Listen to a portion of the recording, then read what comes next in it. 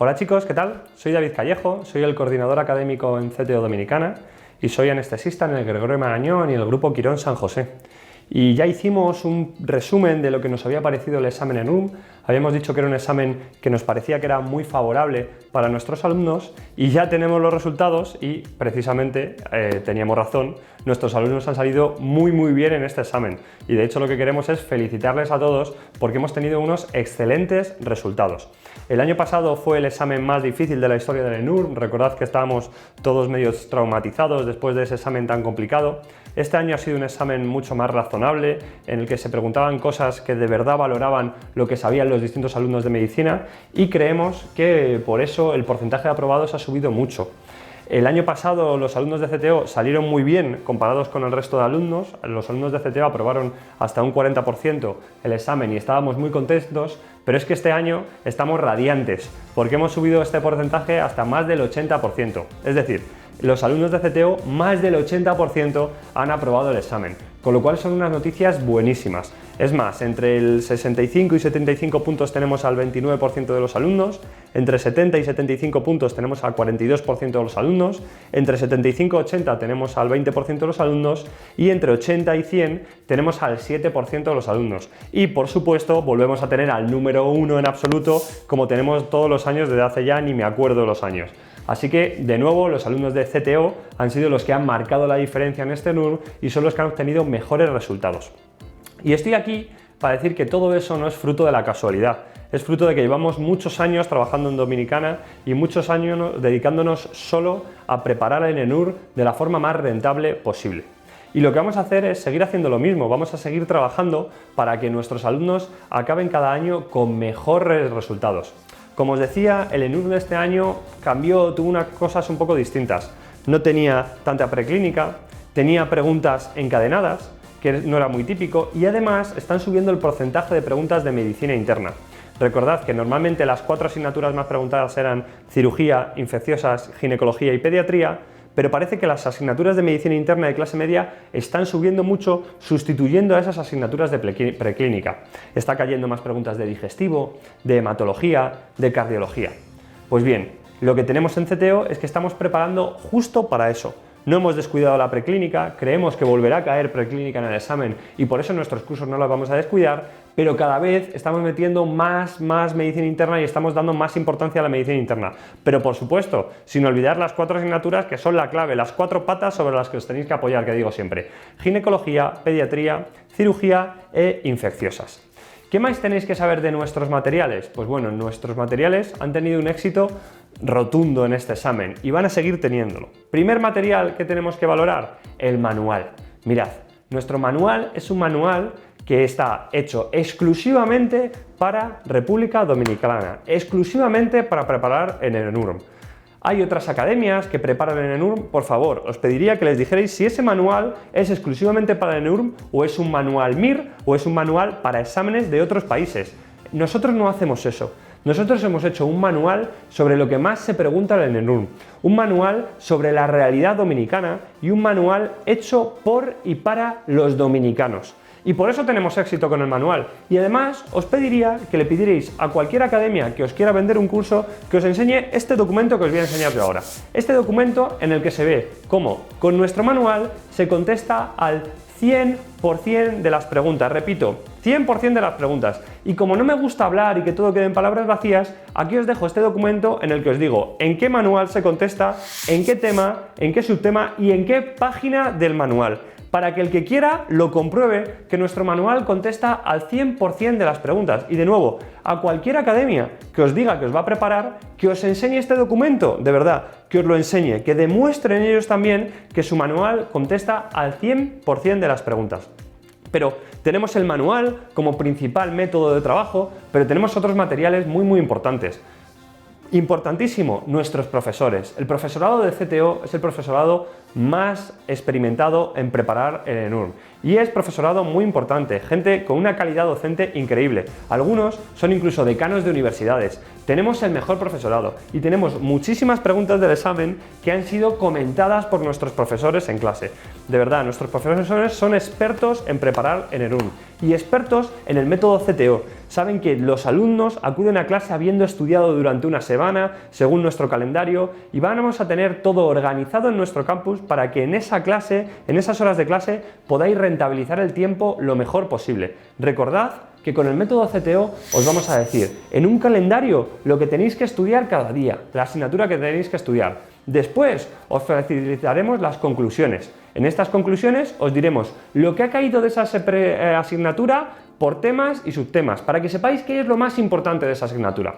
Después os daremos una guía de estudio en la que os vamos a decir lo que vais a estudiar cada día. Es decir, el día 1 de estudio de cirugía estudiaréis las hernias y las quemaduras y os vais a dedicar solo a eso. Y después os diremos que hagáis las preguntas del desglose. ¿Qué es el desglose? Pues es que CTO ha clasificado las preguntas de los últimos 10 años del ENURM según su manual en temas y subtemas. Y después de estudiar los distintos temas y subtemas que os toquen ese día, lo que vais a tener que hacer es hacer esas preguntas del desglose. Y por último, el último día de estudio, lo que haréis será ir a clase para recibir esas clases de los profesores de CTO y que queden claro absolutamente todas las dudas. Nosotros tenemos un plan, tenemos una organización para que vosotros triunféis. Así que tenemos el manual que contesta al 100% de las preguntas, el método CTO con los profesores CTO que son especialistas en preparar este examen. Y por último, y muy importante, tenemos la mayor base de datos de preguntas de todo Dominicana. Tenemos preguntas para vosotros, para los alumnos dominicanos y preguntas de base de datos del ENURM. Y esas preguntas las vamos a tener en el generador con nuestro campus. Vais a poder hacer preguntas de las distintas asignaturas cuando queráis y del número de preguntas que queráis. Y además vamos a tener los simulacros. Vamos a tener un número elevado de simulacros, vamos a tener más de 15 simulacros este año para que preparéis el examen, para que preparéis el ENURM. A nadie se le ocurre salir a correr una maratón sin antes hacer carreras previas. Así que nosotros este año vamos a hacer más simulacros que nunca. Vais a tener 15 simulacros, probablemente sean más, pero mínimo 15 para que preparéis el ENURM lo mejor posible. Y además, muy importante, recordad que el año pasado, en los vídeos de los simulacros, en los vídeos de corrección de simulacro que grabo yo, en esos vídeos cayeron después en el ENURM el 60-70% de las preguntas. Es decir, solo con ver mis 11 horas de vídeos de simulacros ya se contestaban 60-70 preguntas en el ENURM. Y siempre digo lo mismo, muchos me diréis, eso es mentira, eso no es real, no es verdad. Mirad, así de fácil, así de fácil. A continuación os voy a poner un vídeo en el que se ven los distintos cortes de los distintos vídeos de los simulacros, se ve cómo cambio de ropa, cómo me crece la barba, cómo me cambia el pelo, y en esos vídeos vais a ver cómo comento conceptos que después han sido preguntas del ENURM. Me parece que en el vídeo hemos puesto 20-25 preguntas, porque no queríamos que saliera un vídeo eterno, pero de verdad, solo con mis vídeos de los simulacros tenéis el 60-70% del trabajo ya hecho, así que hay que aprovechar eso muy bien. A continuación, os dejo con esos vídeos. ¿Qué nos puede producir esta ameba histolítica? Pues nos puede producir un cuadro clínico muy florido, ¿vale? Tenemos desde pacientes que son portadores asintomáticos, pero que van dejando quistes por ahí. Tenemos pacientes que tienen una diarrea leve. Tenemos pacientes con una disentería muy grave, con evacuación de estrías de sangre y con un tenesmo muy importante. E incluso tenemos abscesos amebiámonos, abscesos que generalmente se producen en el hígado. Y muy importante en este cuadro clínico, tenemos que dar un amebicida tisular y un amebicida luminal. Como amebicida tisular daremos el metronidazol, el tinidazol o la cloroquina, ¿vale? Yo me quedaría con metronidazol y tinidazol. Y como amebicida, es difícil decirlo, luminal, vamos a utilizar la paromicina, ¿ok? Utilizaremos la paromicina. Niño de 3 años que acude a consulta por ataques de tos. Tras la tos se producen vómitos y el paciente presenta hemorragias conjuntivales. La madre refiere que durante el ataque el niño se pone rojo y acaba el ataque de tos con un ruido agudo. ¿Qué enfermedad debemos sospechar? Bueno, este es el cuadro típico que no podéis olvidar de tos ferina, producida por la Bordetella pertussis, ¿vale? Recordad esas 3 fases de la enfermedad. Una fase catarral, con tos leve, estornudos, como si fuera un catarrillo, ¿vale? Una fase de las quintas de tos, con tos violenta, espasmódica, con una inspiración violenta con estridor, que acaba después muchas veces en vómito, que el niño acaba como muy cansado después de esos accesos de tos, y una fase de convalecencia que dura 1 o 3 meses y que tiene una resolución gradual de la tos. Pero a los 6 meses empezamos a tener sedestación. 6 meses, sedestación. Generalmente en el cólera tenemos una incubación de 1 a 5 días, aunque en algunos sitios dicen que prácticamente no hay incubación. Lo que hace básicamente el Vibrio cholerae es producir una toxina que nos va a causar la clínica. ¿Y cuál es esta clínica? Pues en algunos pacientes van a ser asintomáticos, ¿vale? Aunque van a eliminar cólera por las heces, van a ser asintomáticos. En un 80% tendrán una diarrea leve. Sin embargo, hay un 20% de pacientes con diarrea que tienen una diarrea copiosa, abundante, que es típicamente en agua de arroz y que lleva a una deshidratación muy rápida, ¿vale? Pudiendo matar sobre todo a pacientes debilitados como son niños o ancianos. Tenéis que saber que el tratamiento del cólera generalmente se hace con una rehidratación abundante, pues un cuadro como si fuera pseudocatarral, con una gripe pero venida más, ¿vale? Vamos a tener fiebre, una cefalea retrocular, mialgias, náuseas y vómitos, podemos tener una erupción cutánea, ¿vale? Y podemos tener manifestaciones hemorrágicas. Lo que es importante en el dengue es que recordéis que podemos tener un tipo de dengue que es un tipo de dengue hemorrágico que puede ser potencialmente mortal, ¿vale? ¿Qué vemos en la analítica en el dengue? Pues lo que vamos a ver es una leucopenia con linfocitosis, ¿vale? Y además podemos tener las plaquetas bajas. En general podemos tener la hemoglobina y la coagulación normal, salvo que empecemos a tener fenómenos hemorrágicos en los que la hemoglobina nos puede venir para abajo, que nos habla de los distintos grados de quemadura. ¿Qué tenéis que saber en cuanto a los grados de quemadura? Que las quemaduras de primer grado son las que afectan solo a epidermis. Cuanto más frecuente y cuanto más grave es cuanto antes tengamos la infección en la mujer. ¿Y qué tenemos? Pues en las primeras semanas, en las primeras 8 semanas, tendremos alteraciones cardiovasculares, alteraciones oculares, alteraciones en el oído y microcefalia. ¿Cuáles van a ser las complicaciones del sarampión, que en este caso son importantes? Pues pueden ser la otitis, puede ser la neumonía o puede ser incluso la meningoencefalitis. Por favor, chicos, las maniobras de Leopold son fundamentales, han sido preguntadas varias veces el día en el examen del ENUR, así que por favor las tenemos que repasar para que queden muy claras de cara al examen porque pueden ser preguntadas. Preeclampsia es verdad que es hipertensión y proteinuria, ¿vale? Eclampsia sería hipertensión, proteinuria y convulsiones, ¿vale? La eclampsia son esos cuadros de convulsiones. Hipertensión crónica es hipertensión antes del embarazo o que tenemos antes de la semana 20, que es justo lo que tiene esta paciente. Tiene hipertensión antes de la semana 20 y además te dice que lo tenía previamente el embarazo, así que le llamamos hipertensión crónica. Y por último tendremos hipertensión gestacional, esa hipertensión que aparece durante el embarazo y que desaparece al finalizar el puerperio. Eso sería lo que llamamos hipertensión gestacional. Los DIP son desaceleraciones de la frecuencia cardíaca fetal, ¿vale? ¿Qué tenemos que saber de la frecuencia cardíaca fetal? Que lo normal es que sea entre 120 y 160. ¿Y qué hay que saber? Que podemos tener desaceleraciones.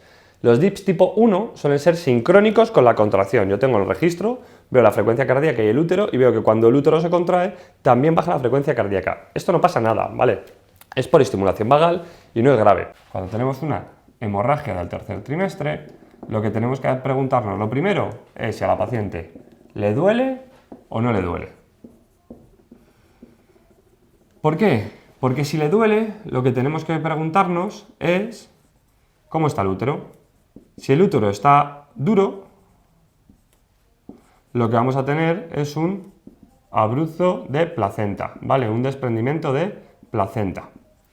Y si el útero está blando o incluso toco partes fetales, lo que voy a tener es una rotura uterina. ¿Y qué pasa si no duele? Pues si no duele, lo que vamos a ver es cómo está el feto. Si el feto está bien, lo que tendremos es una placenta previa, que no pasa nada, lo único es que la placenta está ahí, justo delante del feto, tapando muchas veces el canal uterino, así que para poder parir lo que tenemos que hacer es hacer una cesárea, ¿vale? Porque está tapando y no podremos parir. Cuando la madre es RH negativa a partir del segundo embarazo, es que le hacemos un test de Coombs indirecto, ¿vale? Si este test de Coombs indirecto es positivo, ya no podemos hacer nada. ¿Por qué no podemos hacer nada? Porque el test de Coombs indirecto positivo, que esta es la opción verdadera, quiere decir que ya la madre tiene anticuerpos IgG contra el feto, con lo cual ya hemos perdido la batalla, ¿vale? No podemos hacer nada. Cuando el niño salga, habrá que tratarle en caso de que tenga una anemia hemolítica. Sin embargo, si tenemos suerte y la mujer todavía no ha desarrollado anticuerpos, ¿vale? Si tiene ese test de Coombs indirecto negativo, ¿vale? Ahí sí haremos profilaxis, ¿vale? Haremos profilaxis con la gamma-globulina. ¿Y cómo va a ser la secreción de la Gardnerella? La secreción de la Gardnerella va a ser una secreción grisácea y sobre todo maloliente, ¿vale? Va a ser una secreción grisácea y muy maloliente. De hecho, la descripción es olor a pescado podrido, ¿vale? El pH, tenéis que saber que la cándida es la única que aguante el pH ácido de la vagina, ¿vale? La cándida es la única que puede tener con un pH de menos de 4,5, mientras que la tricomonas y la Gardnerella en general se producen con pHs mayores de 4,5. ¿Y cuál va a ser el tratamiento de cada una de ellas? Pues tenéis que saber que las cándida la tratamos con azoles, que las tricomonas la vamos a tratar con metronidazol oral y que la Gardnerella la trataremos también con metronidazol. En el cáncer de cervix todo empieza por una lesión cervical intraepitelial. De forma fisiológica, el exocervix va a invadir el endocervix y esto se regenera. Lo que pasa es que a veces se regenera mal y empieza a haber displasia.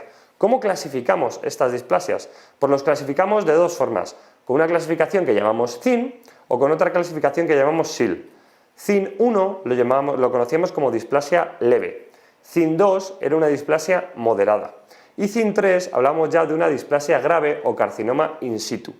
Tenéis que saber que esta clasificación CIN tiene su equivalencia con la clasificación SIL. ¿Y cuál es? Que CIN 1 es un SIL de bajo grado y CIN 2, 3 es un SIL de alto grado. Bueno, pues una forma de verlo es visualización directa, ¿vale? En el chancro o en los condilomas. Sin embargo, es más cómodo y generalmente más frecuente hacer pruebas analíticas, ¿vale? Pruebas serológicas. Tenemos las pruebas treponémicas o específicas, ¿vale? Que son las que tienen T, ¿vale? FTA, TPHA, ¿vale? Treponémicas son las que tienen T. Y también tenemos las no treponémicas o reagínicas, ¿vale? Que son la VDRL, la RPR. En el que sospecho meningitis. ¿Y cómo lo sospecho? Porque tiene fiebre, tiene rigidez de nuca y tiene signos meníngeos. Así que vamos a tener que hacer una punción lumbar. Pero antes de hacer la punción lumbar hay que preguntarse, ¿hacemos un TAC antes? ¿En qué pacientes haremos un TAC? En los que tengamos sospecha de una masa y que al hacer la punción lumbar el paciente se nos puede enclavar. ¿Y qué pacientes son estos? Pues los que tengan focalidad neurológica, en los que tengan una otitis media asociada, en los que tengan epilepsia, ¿vale? Tienen que ser cosas muy claras, ¿vale? Que tengan un edema de papila, que tengan bajo nivel de conciencia.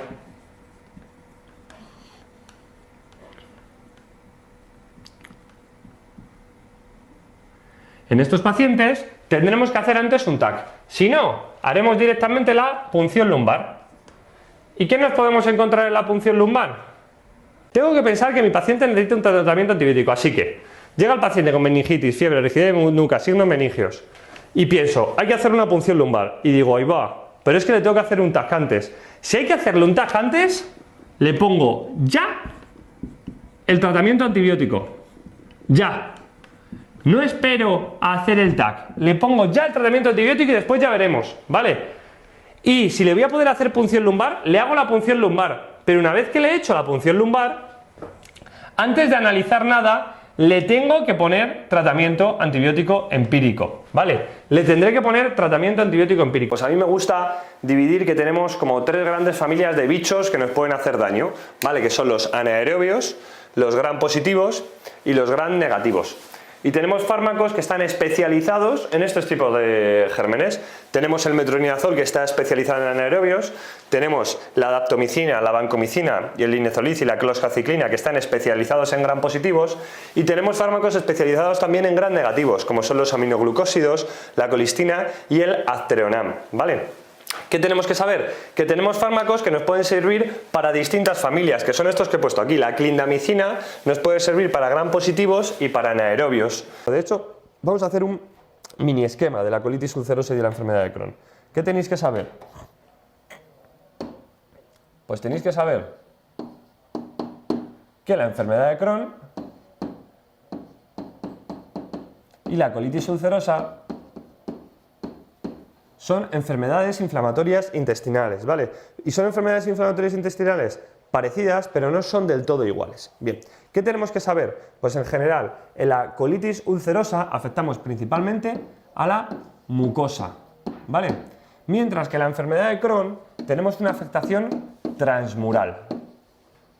Además, tenéis que saber que la colitis ulcerosa empieza casi siempre en el recto, mientras que en la enfermedad de Crohn hasta el 50% de los pacientes respeta el recto.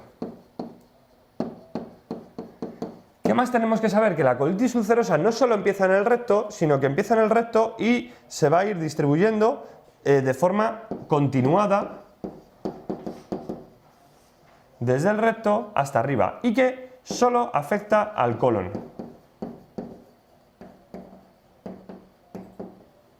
Mientras que la enfermedad de Crohn puede afectar a cualquier sitio desde la boca hasta el ano, a cualquier parte del aparato digestivo de la boca hasta el ano, y que la afectación va a ser segmentaria, que lo típico, la imagen típica de la colitis ulcerosa son úlceras y pseudopólipos, mientras que la enfermedad de Crohn, como os he dicho ya, nos da una mucosa en empedrado. Perfecto, muy bien. Lo que vamos a tener es una coledocolitiasis.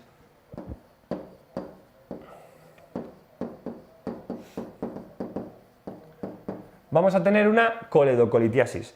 ¿Cuál es la clínica de la coledocolitiasis? Pues la clínica de la coledocolitiasis va a ser la clínica del cólico biliar, dolor, náuseas y vómitos, y además tendremos ictericia. El diagnóstico y el tratamiento lo haremos con una CPRE, ¿vale? Que va a ser diagnóstico y terapéutica. También en general el diagnóstico podemos intentar hacerlo con una ecografía, pero en general lo bueno de la CPRE es que es tanto diagnóstico como terapéutico.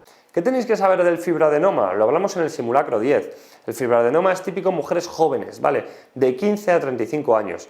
Va a ser un tumor también muy hormonodependiente y va a ser un tumor de consistencia blanda, ¿vale? Ovoide, y que va a ser fácil de localizar. La pregunta cae siempre o casi siempre, y es una pregunta muy fácil, siempre os digo que la contestéis sabiendo es el abecedario, ¿vale? Así que si sabéis en las primeras letras del abecedario, ni siquiera el abecedario completo, lo sabéis hacer. I es de vía aérea, airway. B es de breathing. C de circulation y D de disability. Al final, ¿qué hay que hacer? Que tienes que ver, lo primero, la vía aérea. Lo primero que tienes que hacer es valorar la vía aérea del paciente, ver si tiene obstruida o no tiene obstruida la vía aérea. La escala que se utiliza internacionalmente para la valoración del estado de conciencia de los pacientes que han sufrido un traumatismo cráneoencefálico. 1. Escala de Galway. 2. Escala de Boston. 3. Escala de Glasgow. Y 4. Escala de Ann Arbor. Bueno, pues tenéis que saber que la escala que utilizamos es la escala de Glasgow, ¿vale? ¿Que valora el qué? Valora la apertura de ojos, la respuesta motora y la respuesta verbal, ¿vale? Y tenéis que saber que el mínimo es 3, que el máximo es 15, ¿vale? Y que los traumatismos cráneoencefálicos tendrán una puntuación generalmente, si es leve, de 14-15, moderado de 9 a 13 y si es grave tendrá una puntuación de menos de 8. Bueno, ¿habéis visto los vídeos? ¿Habéis visto cómo contestamos con eso un montón de preguntas? Así que chicos, en el curso CTO tenéis una bomba. Tenéis el manual que contesta al 100% de las preguntas y ya lo hemos demostrado, ¿vale? De nuevo, si tenéis otras academias que dicen que os van a preparar con un manual, que os demuestren que ese manual está hecho solo para Dominicana y además que os demuestren que ese manual contesta al 100% de las preguntas. Por favor, exigirlo porque vosotros os merecéis eso. Además, tenemos el método CTO y los profesores CTO. Tenemos un método y tenemos organizado el tiempo. Vais a tener un calendario y vais a poder rentabilizar el tiempo lo más posible. Vais a tener lo que tenéis que estudiar cada día, las preguntas que tenéis que hacer cada día y, por supuesto, después del estudio vais a tener las mejores clases con los mejores profesores, porque vosotros no os merecéis menos, os merecéis profesores con años de experiencia y, de nuevo, algunos incluso son decanos de universidades. Así que importantísimo que podáis recibir las mejores clases posibles. Y por último, tenéis los simulacros. CTO tiene la mayor base de datos de preguntas de toda Dominicana y además recordad, en los vídeos de corrección de simulacros ya os he demostrado que se contestan el 60-70% de las preguntas. Así que chicos, ¿a qué esperáis? Os tenéis que matricular ya con nosotros, tenéis que inscribiros en CTO porque CTO es garantía de éxito.